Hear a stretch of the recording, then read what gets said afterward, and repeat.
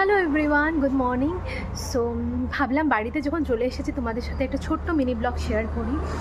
তো চলো প্রথমে তোমাদের বাড়ির কিছু ক্লিপিংস দেখিয়ে নিই, তারপরে আমি মেইন কথাটা বলছি। এই দেখো, এটা হচ্ছে আমাদের তুলসী মন্দিরটা। হ্যাঁ, তারপর এই দেখো পুরো মণ্ডপ, এখানে মা নিম পাতাগুলো শুকাচ্ছে।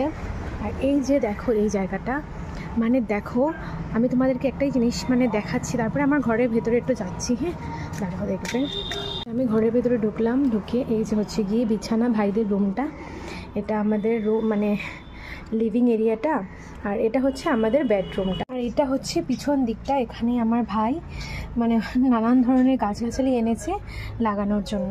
তো এখানে টপে করে সবগুলো মোটামুটি লাগানো হয়ে গেছে, আর হয়তো বা অনেক গাছের সোমবারই আসতে চলেছে।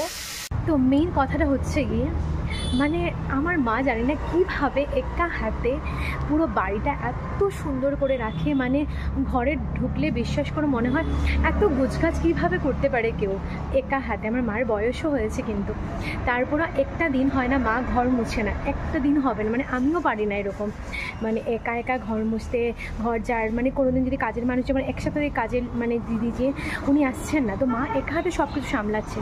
মানে আমার মাকে আমি দেখেছি মানে অতি কষ্টের মধ্যে দিন যাপন করতে দেখেছি। মানে আজকালের দিনে তো দেখি না সবাই সুখে থাকে, বা আগেও দেখতাম সবাই সুখে ছিল। মার চারিপাশে মায়ের মতো যারা আছে তারা সবাই অনেক সুখে আছে, কিন্তু মা অতি কষ্টের মধ্যে দিন যাপন করেছিল। আমাদের ঘরে বিশ্বাস করো এখন তো সোফা আছে, ইনভার্টার সব কিছু আছে, কিছু ত্রুটি নেই। কিন্তু এককালে তোমাদেরকে দেখাচ্ছি, এই যে কাঠের চেয়ারটা দেখতে পাচ্ছ, এটাই ছিল আমাদের সম্বল। মানে কেউ আসলে এটাতেই বসতে পারবে, আর কিছু ছিল না ঘরে। মানে বিছানা ছিল আর এই কাঠের চেয়ারটা ছিল, তো বুঝতেই পারছো। আর মানে এত কষ্টের মধ্যে আমার মা দিন যাপন করেছে। মাকে দেখলে কোনো সময় ভাবি যে মায়ের কাছে কত কিছু না শেখার আছে, কিন্তু মনে হয় কিছুই শিখতে পারিনি, কিন্তু কত কিছু না শেখার আছে। তো মাকে একটা গ্র্যান্ড স্যালিউট। তো মেইন কথাটা হচ্ছে গিয়ে যখন আমাদের ঘরে কিছুই ছিল না আসবাবপত্র, তখনও যেভাবে মা গুছিয়ে রাখতো, এখন এত সব হওয়ার পরেও সেমভাবে গুছিয়ে রাখে। তো মানে বিশ্বাস করো, মানে এমনও দিন গেছে যখন ঘরে কিছু খাওয়ারও ছিল না, তখন আমার মায়ের মুখ থেকে কেউ জানতে পারেনি যে ঘরে কিছু খাওয়ার ছিল না। মানে মা যেটা ছিল সেটা দিয়েই রান্না করেছে, সেটা দিয়েই মানে খাইয়েছে।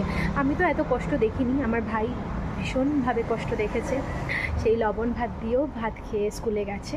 যাই হোক, এত কিছু করেছে বলে আজকে আমার ভাইকে আমি বলতে পারি একটা সাকসেসফুল মানুষও জীবনে বা ওর কেরিয়ার লাইফে।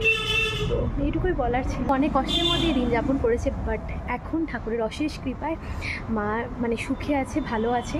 আমার ভাই যথাসাধ্য চেষ্টা করে যাচ্ছে আমার মার বাবাকে ভালো রাখার, সুখে রাখার, যেটা দেখে আমারও খুব ভালো লাগে। আমিও যখন ছিলাম বা এখনও যখন মানে দূরে আছি, তখনও চেষ্টা করি মা বাবাকে একটু খুশি দেওয়ার, ভালো রাখার।